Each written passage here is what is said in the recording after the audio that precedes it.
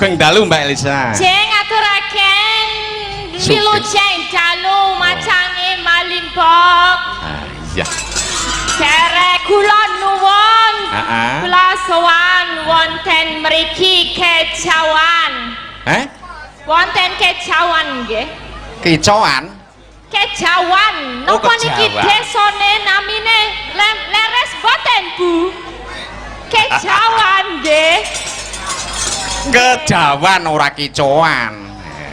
Pak, kula ngomong kejawan panjenengan sing rada sudorungon kadosipun wong masyarakat yang guyu reti ngerti aku ngomong apa. Padahal mboten retos.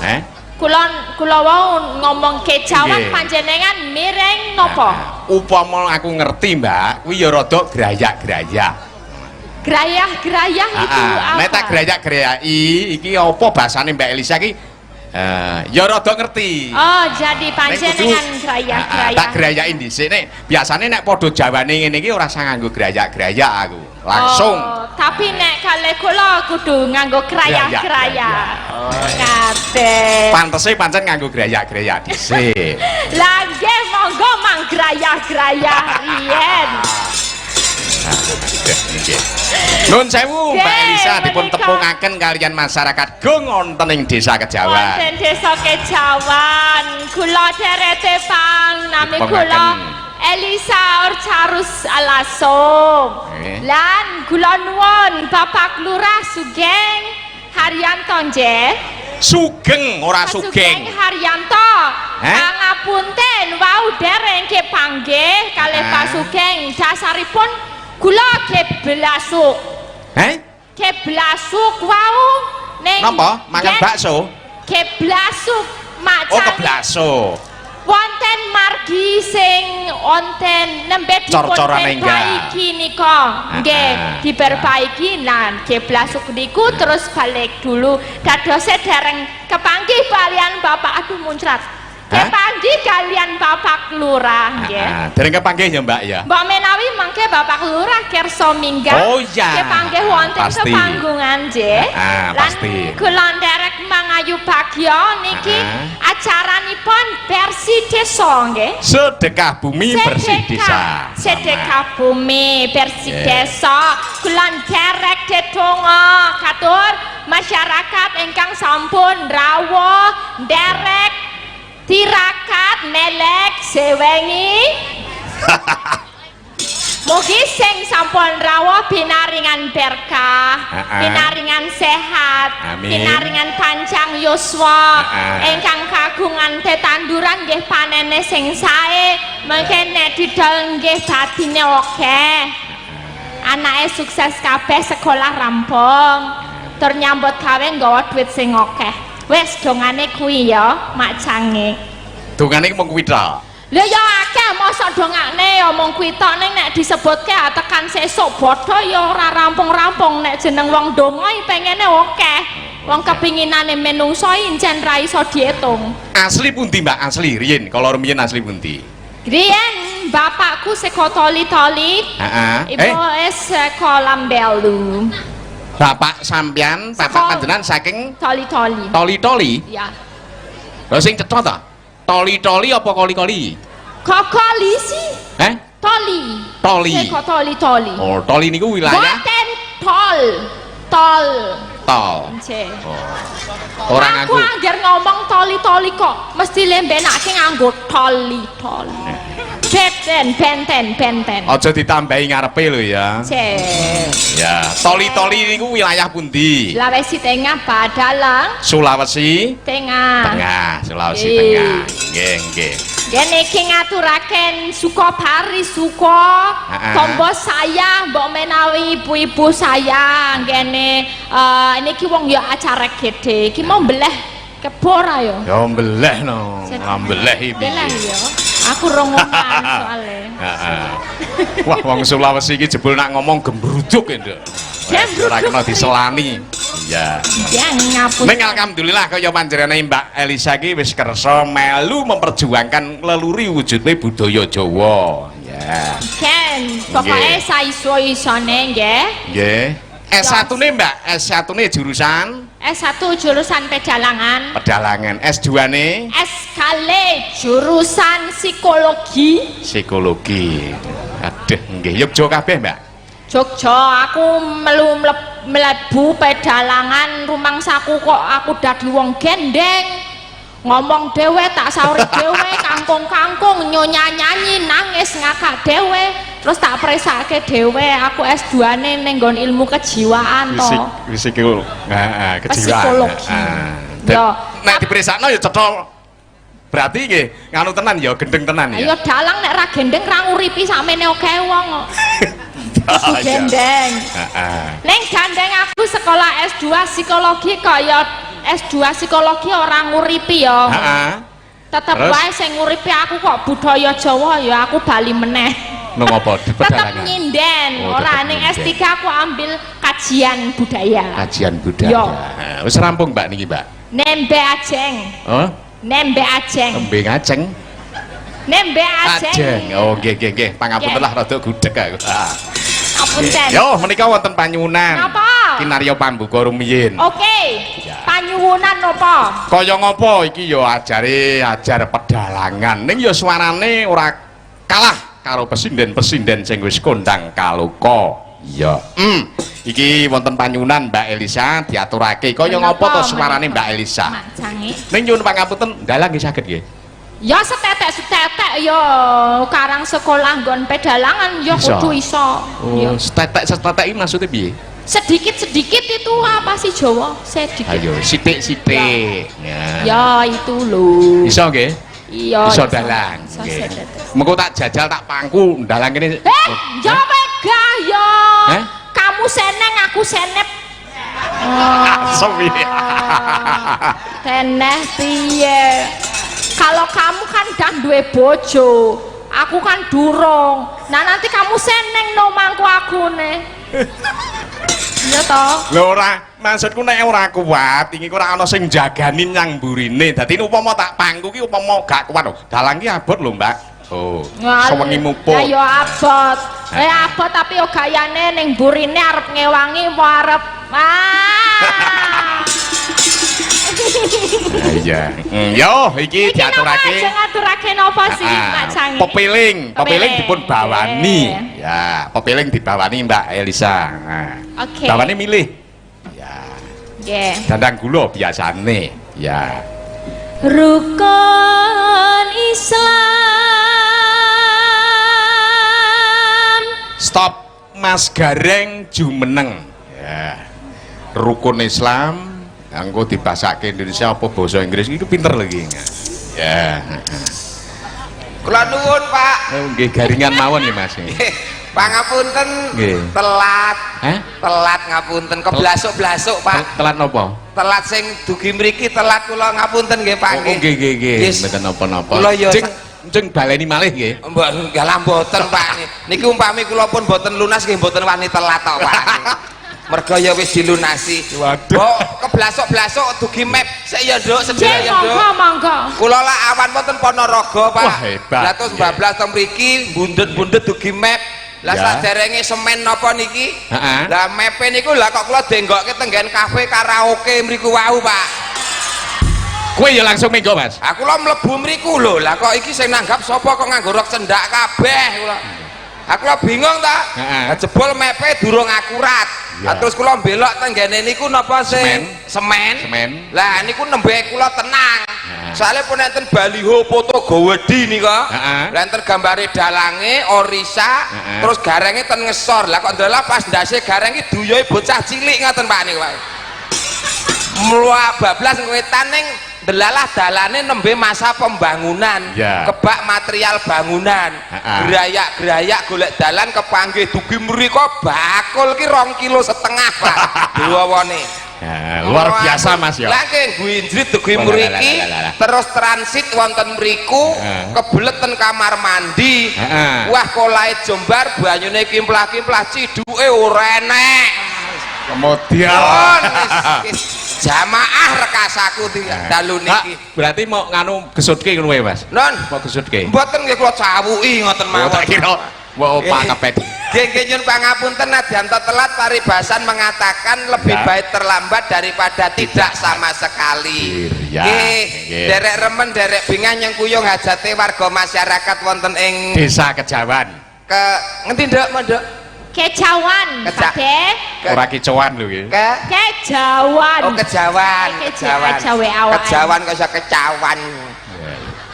Oh, kalau lho maklum Pak niki anu piyai saking Sulawesi kok ya. Heeh, dadi kecapane wis beda, Mas. Lho nggih logat dialeke pun benten. Sudah beda. Nggih, saka sitoli-toli, nek awake dhewe lak mature sitoli-toli. Gandeng piyai Sulawesi ya sitoli-toli, ngoten niku. Tetep ana bedane, Mas. Lah nggih, ngoten enten bedane. Ning piyai mriko gelem ngudi budaya mriki niku pun luar biasa. Niki sindiran kanggo masyarakat sing wonten mriki. Aja nganti kok sing kono wae ngantek gelem ngudi kok sing kene arep ketinggalan. Kuwi lak kebangetan banget ngoten lho Pak. Kebangetan tenan Mas. Nggih. Ini kaya Desa Kejawan niki ya bisa dikatakan sebagai pelopor, Mas. Pelopor setiap tahun. Tiap tahun dekah bumi. Lah nggih tur wayangan. Tur wayangan. Wong kula ki ten Kejawan niki kula hitung pun ping pisan niki, Pak. Dadi apal kula. Aku ora ngerti nomormu, Mas. Oh, nggih muga-muga niki pisan ning iso dadi seduluran sak lawase nggih Pak E. Nggih, wah. Pangapuntene saestu. Somben sing tahun ngarep kula ora arep bakalan telat. Wis. Arep nginep ning kafe karaoke kula wis. Lah sing ngajak karo kowe sapa? Ngurung genah Pak Lurah urung ndhawuhi kok. Oh, lah nek ngantek Pak Lurah nggih to. Tahun ngarep mriki bersih dusun, bersih desa, wayangan kok ora enek garenge. Rugi. Lah kok rugi? Sing rugi garenge, Pak. Iki ya pendapatan kok. Heeh, sinambi mlaku Mas iki. Nggih, niki wau pepeling ya genduk. Ya, ning kowe lak ra telat ta mau? Kula ajeng telat, wong limbukane gasik dadi kaya telat ya. Jam 12 wau pun mulai. Ning lak slamet. Ya slamet tekan kene ya slamet. Lah ning lak ora keblasuk teko nggon. Geblasuk aku.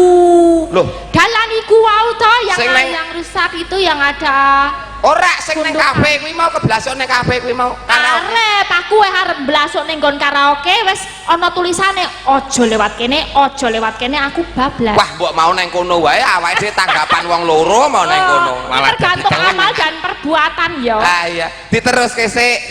Niki pepeling mergo niki karya besar Ki Haji Anom Suroto, Pak. Nggih, nuansane nuansa Islami. Islami. Karo mlaku. Ya. Ayo. Komenen wae. Hah? Jare karo mlaku. Maksud iki nembak guyonane iki kok karo tetembangan. Oh, ngaten lah. Ngono. Sik to. Renek wedang to iki. Akeh. Oh, mlayu lho Pak kula saking mriku wae iki. Wedang ki lho ana akeh. Ora salah kok ya Mas ya. Mergo ya rentetan bakulane mu akeh ora karuan. Bakul niku tur payu kabeh. Bakul panganan, bakul dolanan lah gumun kula, Pak. Lah kok bakul kotang ki lah ya kok enek lho Pak teng mriku ki. Apa ana tenan? Gumun kula mele ki sing tuku wange wis tuwek duyuk-duyuk ki lho, Pak. Batinku sing arep dikotangi apane ngoten. Kok ya nyedak nang nggon. Nggih, terus wange nonton wi, wange krudunge nang kono kuwi. Ya, mimi. Kula tak izin ngombe riyen, Pak. Iya, ora apa-apa. Entuke ya mau garek iki kok. Kang lima puniki cewek Sulawesi ndek swara kaya ngono sampuh Mas Gareng ya. Ampuh, ning wis ndek pacar urung ta, Nduk? dileksek to. Dilek ora dilek. Dalam piye ki, Mong? Dilek. Dilek dulu. Dolek sik ngono. Enggak, dielek dulu. Oh. Dilek mboten didulek. Ora enek kok banyu diombe terus telak didulek ki ora enek. Dilek. Oh iya. Dilek. Ya. Wis sajana, wonge ayu, pinter, Perawan. Gek wis duwe pacar urung? Durung. Nonton telapak tangan kiwa. Nah. Sallallahu alaihi wasallam. Oh, sing tenang. Ora usah mbok goleki teko ngendi-endi, Nduk. Ora usah bali ning Sulawesi, ora usah ning ngendi-endi. Nggih. Pacarmu wis cedhak, calon jodohmu cedhak. Cedhak. Lho, wonge pupuran putih. Putih. Kira-kira mripate kaya ngapa? Tulisannya Petro Irul. Petro Irul? Iki lho, iki Petro iki. Kaya orang duwe bojo, Mas. Dereng kok ya. Kulo senenge lanang kok.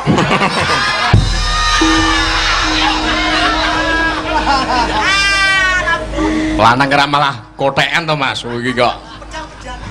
Pedang-pedangan lho. Dekno mring para sama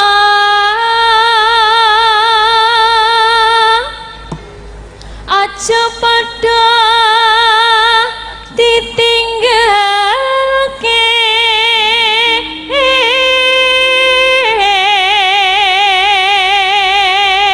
pitungkas pitutur pituduh tumraping sadengah manungsa lan uga ngelingke ajak-ajak ya cocok Mas cocok pun dereng pun oh iya pun tamengo meneh rukun Islam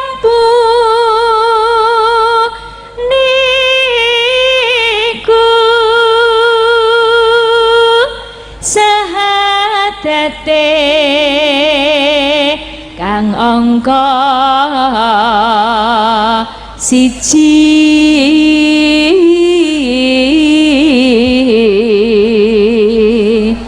Mas Gareng dalam wah jan lancar tenan iki Mas iki bawa pepiling nggih dandang gula lancar disinauni tenan iki niki napa-napa saged to Pak jineman putut manggung bawa napa gending-gending wayang iso kabeh lha niki yasinan men pinter kok Pak pripun to menguasai wah menguasai aja diyasinke lho goleki apa iki sulap Pak lampune panas banget kok marah dipadangi ra roh iki kopi aku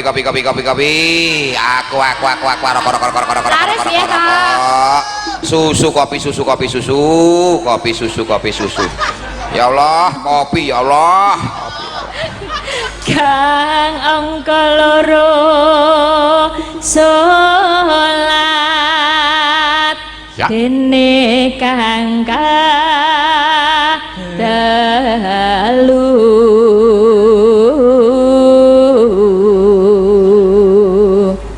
Pade mau bawa enggak? Oh iso ayo Pade iso aku eskar kok eskar yo apa? sarjana karaoke kira sarjana karawitan duduk Ramadan nindakno poso papat zakat ping 5 ngibadah haji rukun Islam sampurna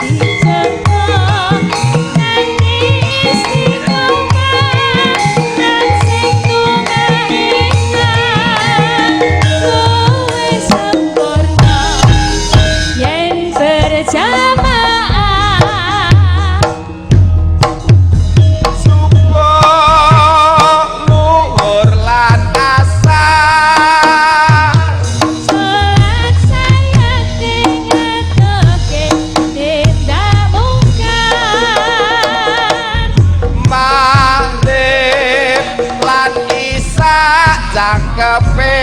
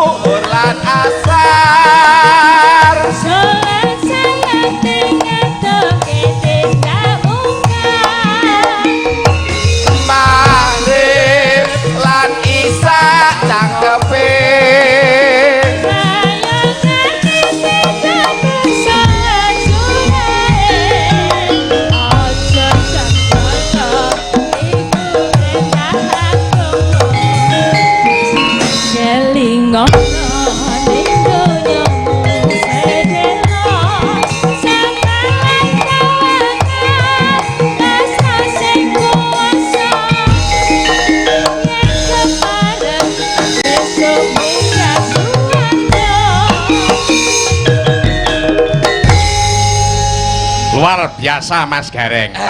gayeng regeng Pak.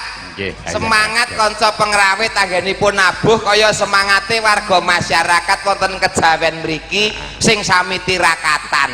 Nggih. Ndongakne becik kangge desa Kejawen. Muga acara sedekah. Sedekah bumi. Enten sing mastani bersih desa, enten sing ngarani apa kae? Merti dusun sedekah dusun. Apitan. Dusun apitan. Wong bahasane dhewe-dhewe ning niate padha, Pak. Mensyukuri bumi sing wis ngetokke ulu pametu kanggo kehidupan warga masyarakat wonten ing Kejawen mriki. Kejawan. Iya, mula tak basake dadi Kejawen. Bahasane kan ngono. Nek ngalor dadi ngaler, ngidul ngidel. Basa ngidul ngidel. Kejawan. Kejawan. Ngaten niku.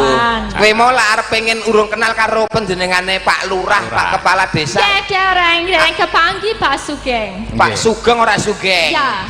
Pak Sugeng, bukan Sugeng ya. Pak Sugeng Haryanto. Diaturi munggah, Mbak. Oh nggih, oh sak menika. Ya monggo. Nggih. Nai mboten nggih kanthi mboten ngirangi raos hormat monggo Pak Sugeng Haryanto katuran tindak pepanggungan kadyadene Priyayi Gung saking Mataram. Kasih jalan. Mudah-mudahane sang Prabu Dasna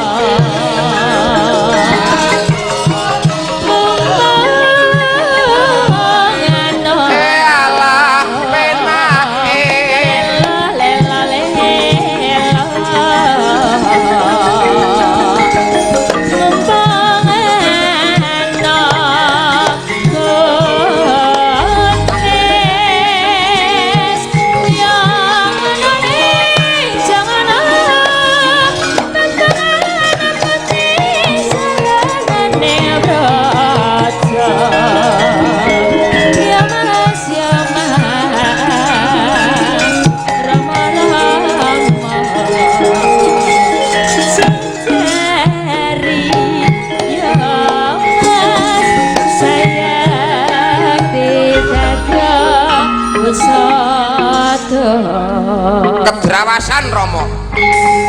Piye Mas Gareng?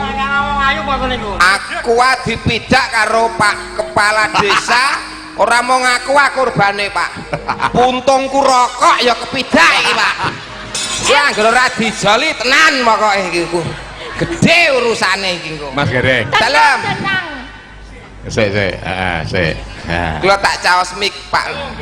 Mas Gareng. Dalam. Sadurunge perkenalan lho. Injih. Hati-hati Pak Lurah iki viral iki Mas. Viral. Pak Lurah iki viral. Oke. Kepala desa sing viral mergo membela warga masyarakat niki. Sampeyan ngerti? Lho. Kanca Facebook kalih kula. Pamodian. Niki pernah adik kula yang ya Geng anu Pak. Lambene. Nek luar biasa Mas. Lah nggih. Di balik itu memang memperjuangkan masyarakat desa Kejawan. Nggih. Lho, pimpinan iki ngono kuwi Mas. Mengorbankan Aku diri, setuju. mengorbankan diri tapi untuk kemaslahatan orang banyak. Tur tinulat kepala desa yang lainnya. Tepuk tangannya mana untuk Pak Sugeng? Luar biasa ngeten iki. Mas Gareng. Dalam. Dari salah satu seorang pemimpin. Nggih. Tegas itu memang perlu. Perlu Pak. Tegas itu perlu. Niku penting wong nata Mengambil wong. sikap itu harus berani. Nggih. Harus. Nata wong akeh iki beda-beda kudu tegas. Nah, ada. Layane Mas. Sehat Mas. Lho kok iso ngerti? Sehat. Kanca Facebook tenan. Kanca kula iki pun plek Pak. Sakit pleke nganti eplek kula iki Pak karo. Kalau nak eplek-eplek mboten wonten kula.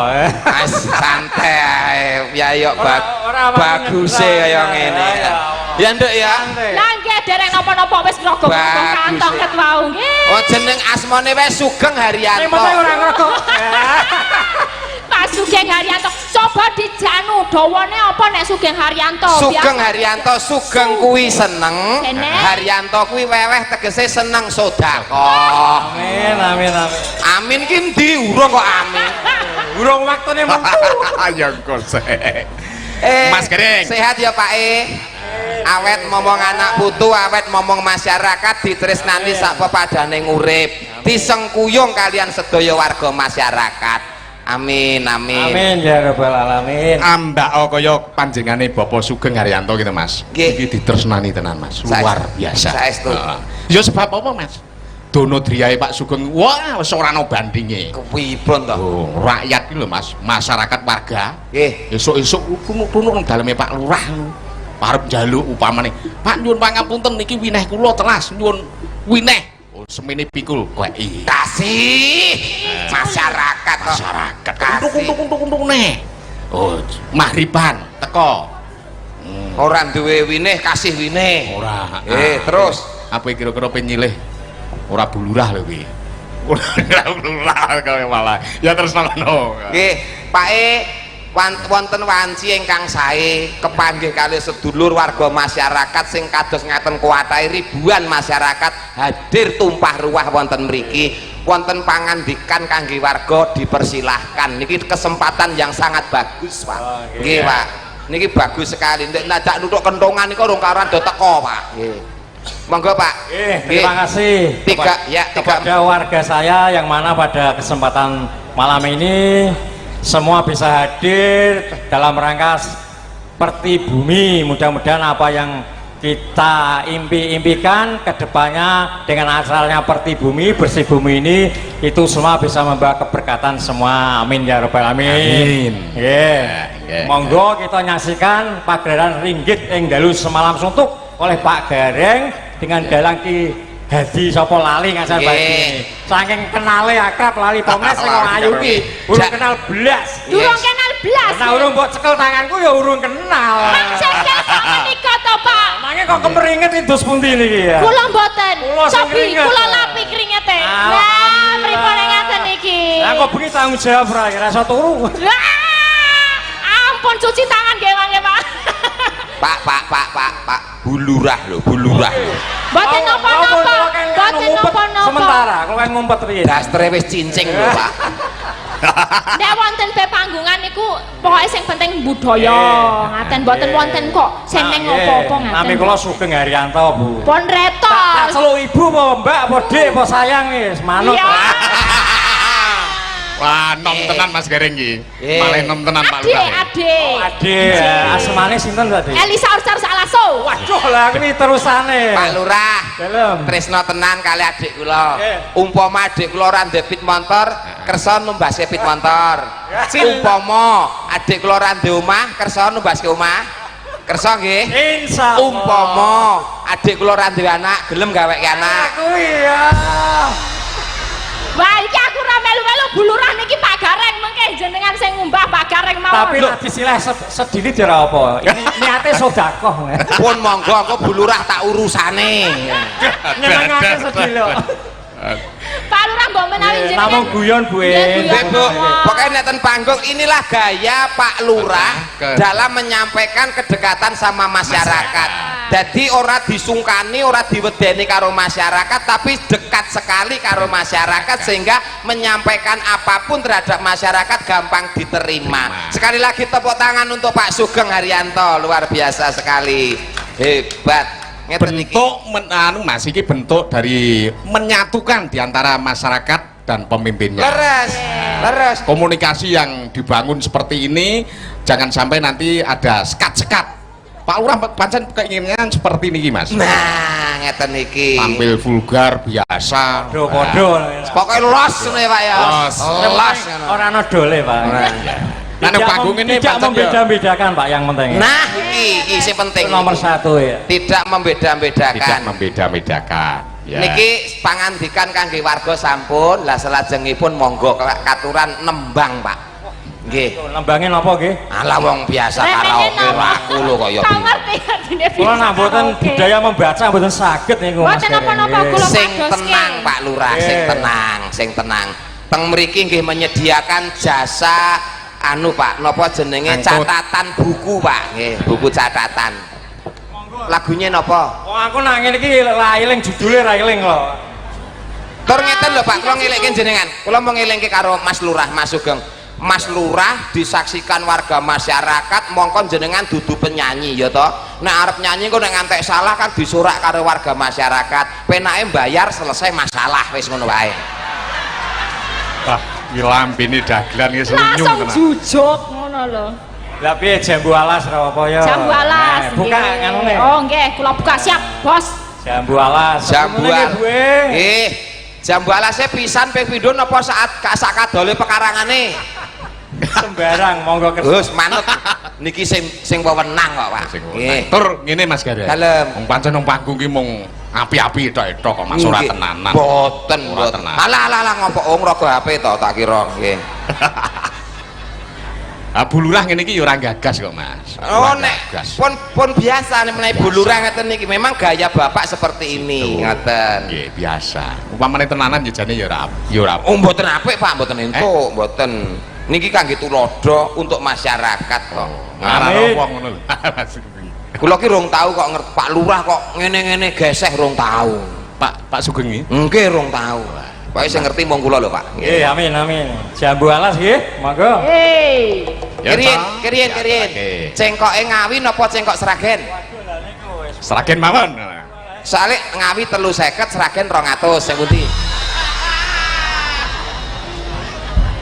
Manut ya Pak? Manut wis. Ngawi, sing larang. Lurah kok sing larang no. Ya.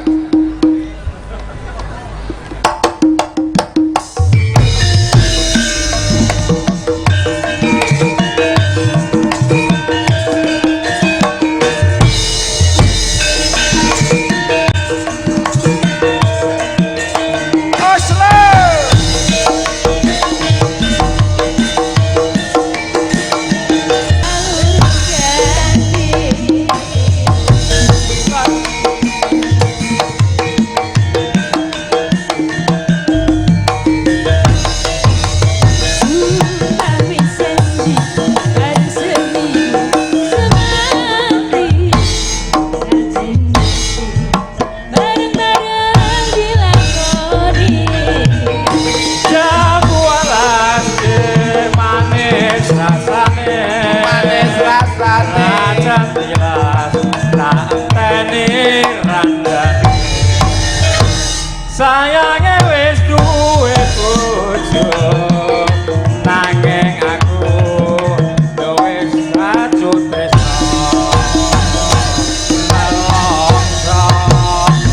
rasane yen aku ngerti rak lakon melu duwe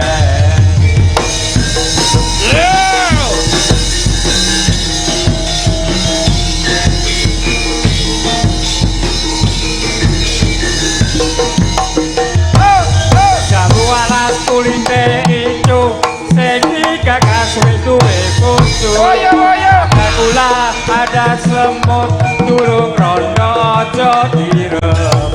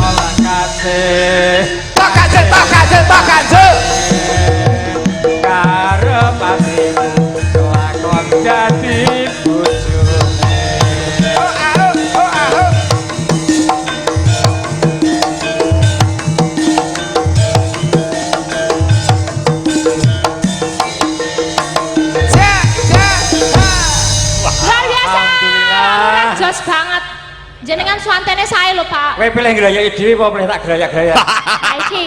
Ha iki penake sing ngendi ya nek ngrayak dhewe luwih akeh. Wah, tenan nek Mbak Elisa. Akeh ya. Mbak Elisa, nek Pak Lurah iki tenan lho. Terus pundi Nek mung nyawer 1000 wis ora krasa. Oh, iya, tenan to.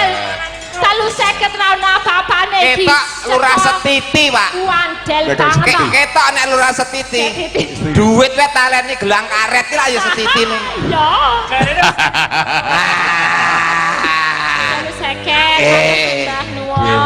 Ngawi tenan kabur jarene. Ngawi bener 350 Kena iki ngawi. ubah. Mau ya ngomong cara ngendi ngono Banyuwangen sak yuta. Kok sik tak akalane sik kok sik. Oh, lambene. Kok ya Niki wae Ngawi 350. Namung kan iku medale sarangan, Pak. Dados Ora nggo gunung pegat wae medale. Tul buntung. Wong wis diparingi tur wis nderek ngregengke mawon pun kanugrahan pun luar biasa, Pak. Nggih pun, sampean lanjut nggih kula tak anu, tamune. Mboten pisan kas, Pak. Pindah malih. Ajeng napa lho wong penonton semene mosok kula pun awit dhewe wingi teng panggung mengke rakyat kula semakin lama semakin bosen malah. Walah wong jenenge Lurah Spiral kok. Anu viral kok ya. Lurah Spiral niku liya. Viral kok ya. Nggih. Lurah gaul. Amin nggih. Satu lagu lagi. Kirian Pak. Mbok menawi Pak Lurah niki wonten rekan, teman, sahabat. Nah, cocok. Sing sing disuwun tindak panggung derek ngregengke atau warga masyarakat. Saged. Mbak Lurah Mas Heri nika Karangpasar mriki Mas Heri. Bentuk kebersamaan. Mbak Lurah Mas Heri demi kebersamaan yo. Mas Heri menika sinten? Mbak Lurah Karangpasar. Mbah Lurah lho. Pak Lurah. Monggo Pak Heri. Mumpung ketemu Mbak Elisa. Ah, mumpung ketemu. Nggih. Oh, pun wangsul. Oh, nggih. Mbah Heri, Pun langsung jare ya. Mbah Heri wae WA kula. Aku tak mulih sik tak rembukan ro warga aku ya pengen nanggap kok, Dik, ngono. Amin. Nggih, insyaallah kok nanggap meneh. Nggih. Mari Pak Lurah sanesipun Pak Lurah. Nah, kok kanca caket. Nah, kanca Pak Lurah. Nek mboten nanten nggih jenengan mawon melih. Mas Tanggi ngene. Nah. Mbak Sundowo. Nah, mriki Mas Tanggi. Nggih. Mbak Tanggi. Kerencangi Pak Lurah. Nggih. Sareng-sareng. Monggo Mbak Tanggi mriki. Mbah Tonggo. Oh, Mbah Tanggi. Tanggi iki tangga. Nggih. Nggih. Tangga Mbah Tonggo. Taro. Menawi Pak Gebangan rawuh mboten iki Pak Lurah. Mbah Gebangan nggih rawuh nika kados. Rawuh nggih. Nggih. Wah, diaturi minggah cocok Mbah jane. Sugiarto niki diceli badi Mbah Sugiarto. Nggih. Monggo. Cocok lah. Jadah dari malah. Kersanipun Mbak Elisa kali Mas Gareng merambat teng Gembangan. Oh Nggih, iya. amin. Nggih. Ming mboten kula lho nggih. Iki garengane karo Mbak Alisa. Nggih, mungkin nek kula payu mriku jenengan takjak. Nggih. Kula sing nyaking tas iki, Mas. Kualik. Tas pundi? Oh, sampun. Oh, nggih. Kersane warga. Matur suwun, matur suwun. Matur suwun sangat Pak Lurah. Nggih, Sampun nggih. dikuyo. Lah, iya, Mas. Ngregengaken Ya. swasana. Sembah nuwun.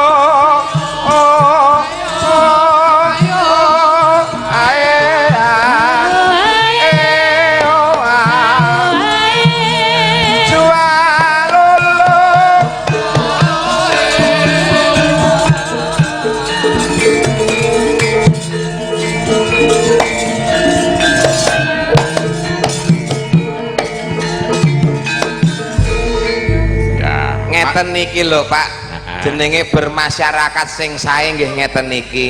Ya. Pemerintahane disengkuyung total kalih warga masyarakate. Cocok tenan. Cocok ngeten niki kabeh nyengkuyung kinerjane panjenengane Pak Sugeng Haryanto. Sak Sugeng Haryanto. Pancen ngene Mas Gareng. Nggih, dawuh. Bisa. Dadi pimpinan, dadi songsong agung kepala desa iki ora enteng, pancen nabut gaweane. Nggih. Ning di 3 bidang ini pancen bisa terselesaikan oleh beliau panjenenganipun Bapak Sugeng Haryanto, pemerintahan, pembangunan dan kemasyarakatan. Nggih. Pembangunannya luar biasa, ora mung didanani saka ADD utawa DD. Ning panjenenganipun Bapak Lurah, Bapak Kades Sugeng Haryanto, wah, Cucul dhewe. Cucul dhewe donodriyae luar biasa Luar sekali. biasa. Ini kemasyarakatane hebat. Hebat. Kula niku akan selalu dikenang umpama dalan. Heeh. Jeng ben iki sing lewat niku jalan iki Jalan Sugeng Haryanto. Lho. Jadi nama Pak ngoten niku, Pak. Ora mung ngene Mas, ora mung jalan protokol. Nggih. Ora mung jalan besar protokol sing lewatan ngarep kan mau. Klebu jalan gang-gang kabeh kuwi sing ora iso didanani anggaran desa mergo sithik Mas.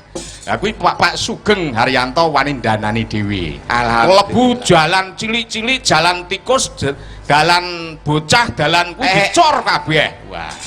Dalan bocah. Nek dalan gang cilik, lah nek terus nek dalan bocah dicor iki engko mlebune kok ngendi?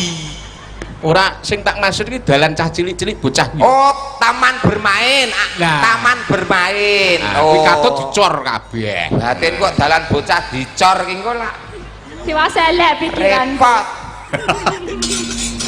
Mas pancen dadi lurah niku rekoso kok, Pak. Rekasane, Kula Mas? patut lho lang ke kados sing jenengan ngendikake niku wau. Wis kala mangsa ora entuk ning malah tombok. Mula kula wegah dadi lurah niku wegah. Kula iki dadi RT men kesruh kok. Lah kok iso? Anggere kula nate Pak dadi RT niku jam 10 wengi dok. Enek apa? Ngapunten Pak RT, tanggane sakit, ora urung ya RT-ne. Jam 11 dok. Enek apa meneh? Ngapunten Pak enten wong padu, ora urung ya RT-ne. Jam 2 bengi dok. Enek apa? Tiang lairke Pak RT ya RT-ne. Setengah 3 dok. Enek apa? Enten wong demenan, kula meneng wae Pak.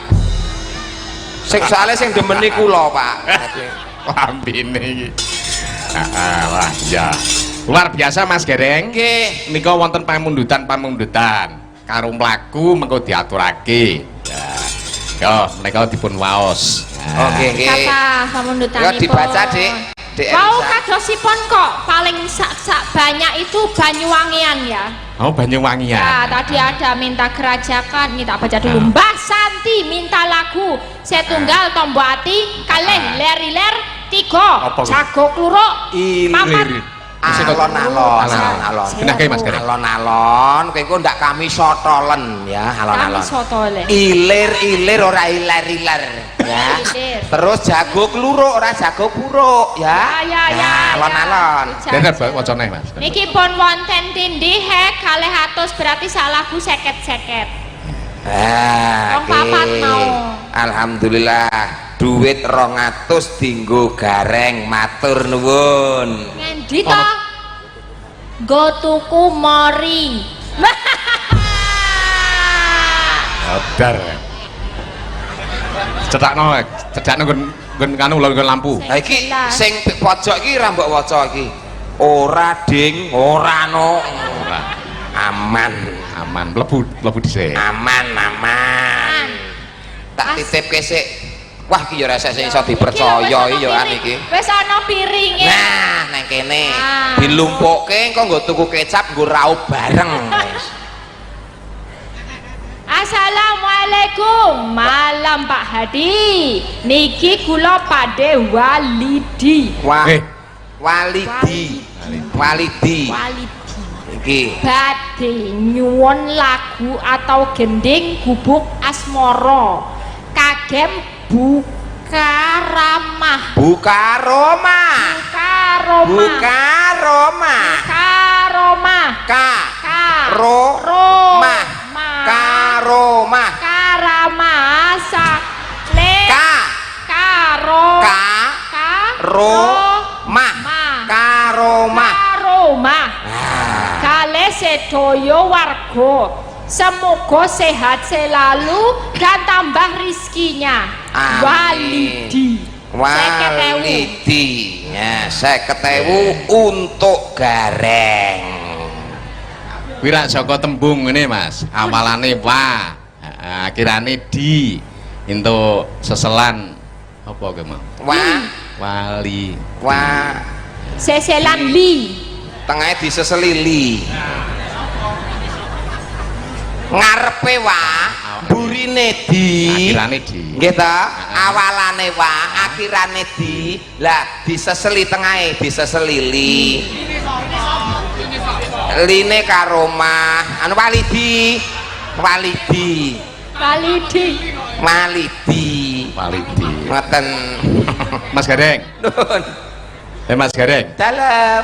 Iki rak ya wis suwe Mas. Nang Jawa rak suwe. Empun. Wawuh karo Mas Seno iki swargi rak ya suwe. Empun. Lah Jawa kok sing koyo ngono iki piye iki cek logate logat Sulawesi. Oh, lek dialek pancen susah, Pak. Susah. Nggih, nek pemahaman mungkin paham, tapi nek dialek wong wis cikal bakal uyuh saking Sulawesi kok. Heeh. Saka ngendi Uyuh ya.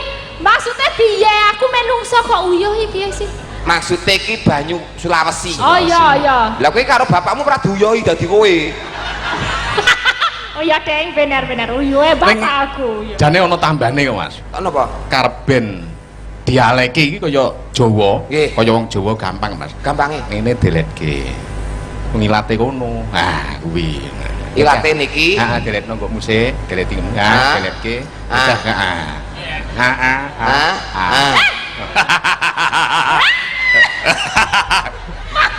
Aku gila aku. Kowe moh. Mau. Ya wis tak balekke. Lah. Kaya dilat-dilatan.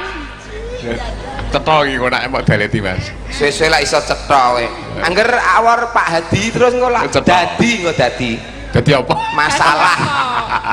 Dadi masalah sing apik. Masalah sing apik. Nggih. Ya. Yang aturaken Suko Parisuko niki salah setunggal nggih Pak. Napa sik nika sik Banyuwangen. Oh Banyuwangen. Nggih, Ya Banyuwangen ya ora apa-apa. Iki siji, Mbak. Ya kono ana Pak Banyuwangen. Ayo diwaca sisan ta Pak, ora apa-apa. Lah nggih ngono wae. Nggih, sampun nggih. Ingkang menika sampun Mas Gareng. Nggih. Assalamualaikum warahmatullahi wabarakatuh. Katur Mas Goreng, nggih. Nggih. Goreng. Niki, Mas niki, Gareng kok goreng. oh iya, ora tulisane iki goreng kok. Oh nggih. Niki kula Ibu, oh Buyem pijit mau kok, empun kok nggih, empun diaturaken. Oh nggih. Nggih kagem Pak Harto semoga sehat dan anggenipun kula pijit tambah lancar. Nggih assalamualaikum. Nggih niki wau ning pun dipun aturaken kala wau. Oh nggih, berarti empun. Ning duwite mandek mriku wau. Ha nyoh. Wah, iki kok ya dintik tenan. Nek ora tak ngenekke dalange sugih dagelane panggah melarat ngene iki. Kudu ngono kuwi. Adil ta? Ya ning piring kabeh weru. Pokoke piye carane dalang ki mulih kono ki ora nek dhuwit. Carane piye ngono? Awas guys, nek ora tajak. Ora dijak nusul no aku kok. Kene wani ngeyel kok. Kapan ngerti Pak Adi Mayang kok ora nek garenge tak susul. Bayare angin. Nah, iya.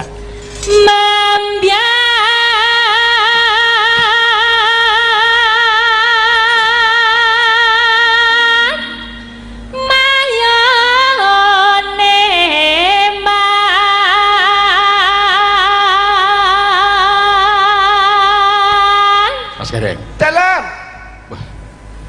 Jane upama ora usah ndalang nyinden yo suarane apik Mas. Anu trauma Pak. Traumane piye? Niki lak nate ndalang. Heeh. Wong menghadapi lagi ngoten to, nek dalang umumnya ngadepne kelir. Ya. Lah niku ajeng dok niku noleh penontonnya ilang kabeh ora enek. Pindah teng kelir mriko Pak, teng ngarep mriko. Burian. Nggih, ora arep nonton wayang ini ngarep nonton dalange katokan porang. Kuwi masa nek nonton nek cah cilik-cilik iso nggawa jutek iku lho, kok di ngene-ngene to. Kuwi nggawa jutek karo cah cilik-cilik piye dingenek-ngeneke. Lah kowe malah ngene-ngene to, malah ra jenjem aku lingguhe. Ning kabeh iki enten plus minuse. Plus minusnya apa Mas? Enten positif, negatif, enten kelebihan dan kekurangannya. Kelebihannya Dalang kakung karo dalang putri. Gitu. Nek nggon sabetan, kuwi pancen apik dalang kakung. Terampil. Mergo? Nek dalang putri gak terampil. Mergo anggaran nyabutke wayang kuwi kaling-kalingan Gunung Semeru, Pak. Tapi nek ngeprak ya pinter dalang putri. Nek ngeprak Pinter dalang putri. sebabe. Ra ono sing ngregol-ngregoli. Cobi jenengan, Pak. Nek ngeprak apik dalang putri mergo renek sing ngewehi. Cobi nek jenengan, Pak. Oh, lah keganjel lato-lato kok ya bener. Bener.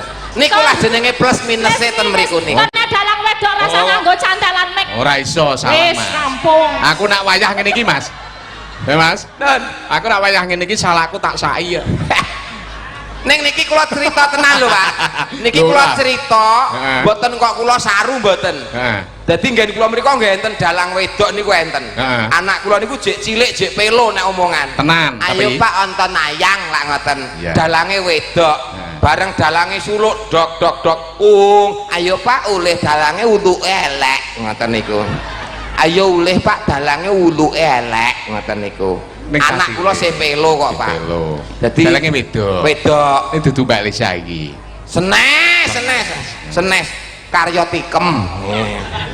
Ora nganu lho Mas, ora nganu gede no ora to. Wis ta kok teko kono. Nggih. Apa sing centelan mikmu apa Mas? Lho nek jenengan lak nek kakung, ya ta? Nek kakung lak centelan mik dadak ditalekke gulu. Heeh. Lah nek Elisa ora no. Centel napa? Piye nduk nek dalang nek nyantelke mik piye nduk?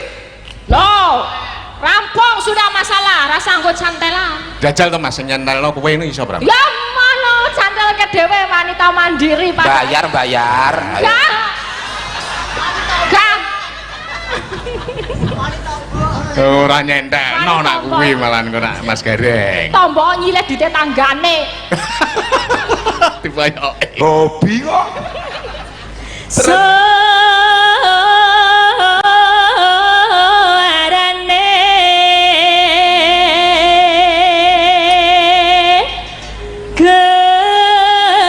gendeng beliang liangan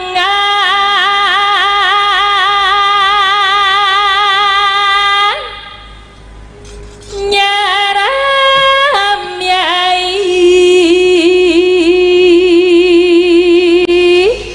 noswan tara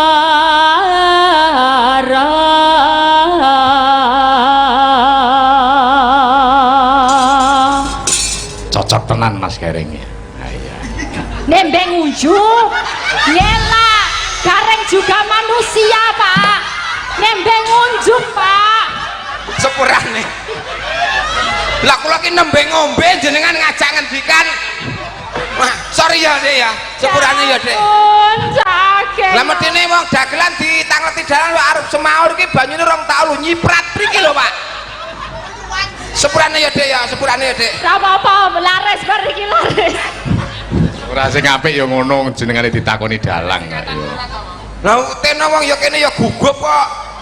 Pokoke Kuwi mampir nang warung Tegal ora Mas?